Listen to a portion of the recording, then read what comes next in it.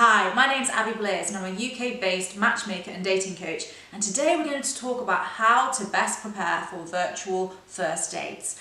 We are used to going on first dates, and those in themselves can be pretty daunting to many people.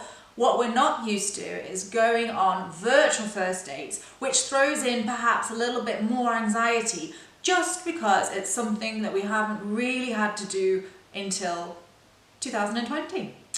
So we're going to be talking through 5 tips for the technical side of things, and then I'm going to start to talk a little bit more about our physical appearance and also how to prepare ourselves mentally for virtual first dates. A lot of people have come to me recently and said oh Abby, I'm a bit nervous about this, I'm not very good at tech, I don't know what I'm doing. I am terrible at tech, and I have managed to, I think, master the skill set of being on Zoom calls and virtual first dates. So I'm going to share that with you, and we are going to embrace this new world that we live in, and we're not going to put our dating lives on hold because life continues on regardless of the crazy stuff that might be happening in the world right now. So my first tip is to choose an area in your house that has good lighting. My flat has terrible lighting actually, but what I've done is I've used the window over there. It's now really cloudy and dark in here, so it's not the best sort of lighting for creating videos, but I'm doing my best here. Lighting window over there coming towards me rather than having a window behind you, which is just not going to do you any favors whatsoever. So you definitely want to be facing a light source, not away from the light source. Have as many lights in front of you as you can find. Have all your lights on in your house, providing that it's not a really bright garish light. What I'm sat in now is actually probably a little bit too cool if we're going to be picky, but this sort of lighting would be okay for a virtual first date because we are not cinematographers here, so we don't need to be perfect.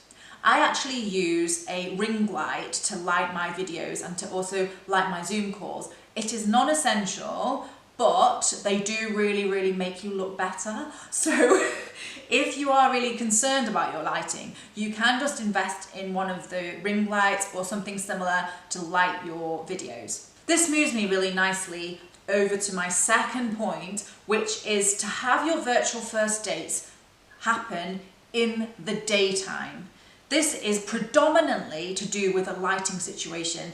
We all look better on camera if we've got a nice natural light source, but there is another plus point to doing this as well, and this is for anyone who's a little bit concerned about the safety of a virtual first date and whether things are maybe might progress into an area that's maybe a bit too sexual too soon. So if you're bothered about things being too sexual too soon, a daytime date is much less likely to go down that zone than a nighttime date. So when it's a first date, a daytime date's quite a smart idea. You can also come up with more reasons to maybe keep that date a little bit shorter so that you don't feel trapped into a situation that you don't want to be in. So for example, you could have it at lunchtime and say, oh, I've got 20 minutes on Wednesday at lunchtime, let's have a quick call then. And then you've put a time limit on it so you can definitely have a quick chat with the person, see how you're getting on, and then decide if later on you want to go in for like an evening Zoom call, maybe with a glass of wine or something like that. You don't have to take this particular advice, but that's for if you're feeling a little bit apprehensive. It's always good to have a time limit on it. My third tip is to make sure that you choose your background wisely. So you want to be thinking, what kind of impression do I want to give to this person? Do I want to have my bookshelf in it? Do I want to have something of interest in the background? Or do I want to keep it really plain? This is definitely personal preference. However, I would avoid having maybe photographs of friends and family. Definitely get rid of any photographs of exes and things like that. You'd be surprised the sort of things that we have in our house that may distract from a call. So think about what's going on in the background of the shot, and is this the impression that I want to be giving out? My fourth tip is to make sure that your camera is higher up than your head rather than lower down. This is definitely something that I do a lot. I often have the camera too low and it's shooting up my nostrils, double chin going on and all of that. Not a flattering look. So a way around this is to make sure that you stack your laptop onto some books so it's more like an eye line rather than from underneath. It's a much more attractive angle. My fifth point is for anyone who isn't really used to using calls like this. So if you've never used Zoom or Skype before, this is a good one for you. This is to make sure that you have a little test call with a friend. A lot of the apps now do have the facility in them for you to actually do a video call. But if that's not what you're going to do and you're going to go over to Zoom or Skype, definitely have a little test run and see what's going on. You can actually go onto Zoom, set up a call, don't invite anyone to it, record the call, and then watch it back so that you can see what's going on in the background, how you look, and whether you want to just make a few changes. Do bear in mind though that you do not need to look perfect. Everything doesn't need to be absolutely immaculate. It's just good to have a little idea about this sort of thing so that you can improve your chances of feeling confident on the date. So those are my 5 technical tips for virtual first dates. I'm now going to talk about physical appearance and also our mindset for the virtual first date. The reason why I talk about physical appearance is because first impressions carry a lot of weight, and when we're doing a Zoom call or a virtual call or anything like that, we are actually limited with our senses. That said, whenever I do a Zoom call or have a meeting, I do give myself a bit of a spritz of perfume because it makes me feel good.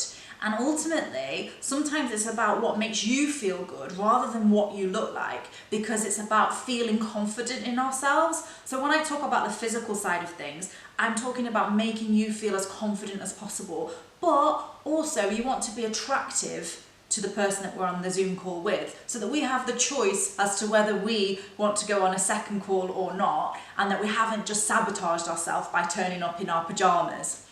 That leads me really nicely to my first point, which is to dress as you would on a first date normally. So no jimmies, no jammies, no jogging bottoms. Even though you can't see the bottom half of you, I actually think dressing in a way that makes you feel good will give you that confidence on the date. So think about, what would you normally wear on a first date? My second point is to make sure that you're always wearing something that's a block colour rather than lots of little patterns going on. If you've done a practice call with a friend or through Zoom by recording it, that's actually quite good because you may be able to pull off certain patterns and not others, and the only real way to find out what works for you on camera is to actually see what that looks like, and that will give you the opportunity to either get feedback from a friend or to actually get feedback from looking at the recording yourself.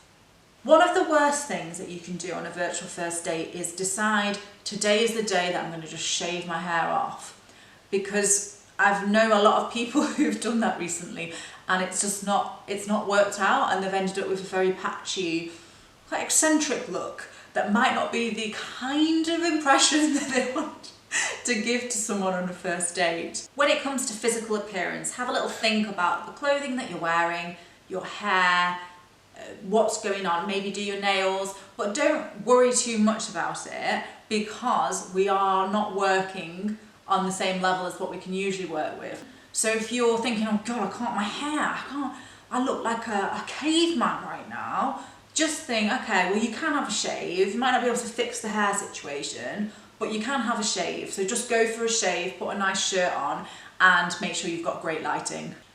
My next point is to have a couple of questions or topics that you want to cover written down. So this is all about helping you be in a nice headspace for your date, because ultimately it is a little bit scary when things become stagnant, and things do become stagnant much easier when we're on a virtual call. I'm sure like most people have had a virtual call where there's a lot of interruption because people don't realise when to actually speak, or because of the timing of the call is strange because of internet.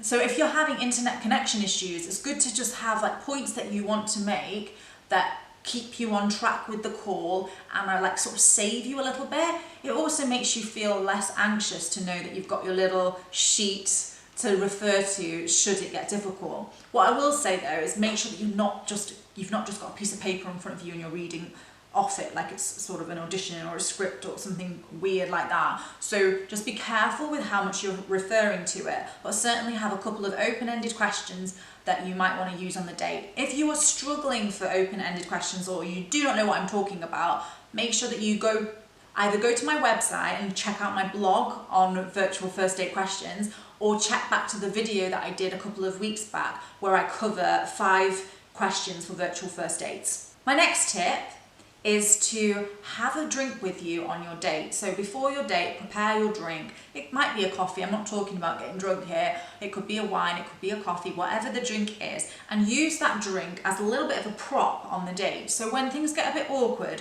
you have your drink to sip, as you would in an actual date. Don't just sit there staring at a computer screen. If things get awkward and you're struggling, just take a moment, take a deep breath, grab your drink, have a sip of the drink, and get back into that date. Remember that none of us are experts at this, and that you do not need to be like a performing seal or a monkey or a chimp, I was going to say, but you don't have to perform on this Zoom call. It is just a conversation, and have your drink there for when things get a little bit tricky and you just want to take a little moment to have a little pause.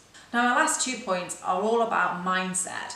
I noticed that actually I do better on dates when I go in not minding too much about the outcome, but also feeling like, yeah, they're going to like me. Ultimately, what you want to be doing is you want to be backing yourself on your dates. And if you're someone who lacks confidence, you need to start thinking about what your positive qualities are. You have to actively start to reprogram yourself to think positively about yourself, and also ask your friends, like, what makes me a catch, do you think? Don't feel bothered about asking that question of a good friend, because a good friend is meant to be there to support you and should hopefully be cheering you on. So make sure you have a list of things that you can go through before your date that will help you to get into the right mindset. Have a mantra if you need to, in that the outcome of this does not really matter. I know that I'm fabulous. You should definitely be your own cheerleader, because it's so attractive when someone is able to back themselves, providing that they're not arrogant.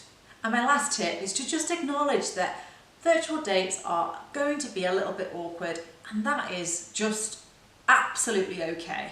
It really doesn't matter that much what happens here. It's all about getting the practice in. It's all about connecting with someone new and getting out there and getting onto that virtual first date.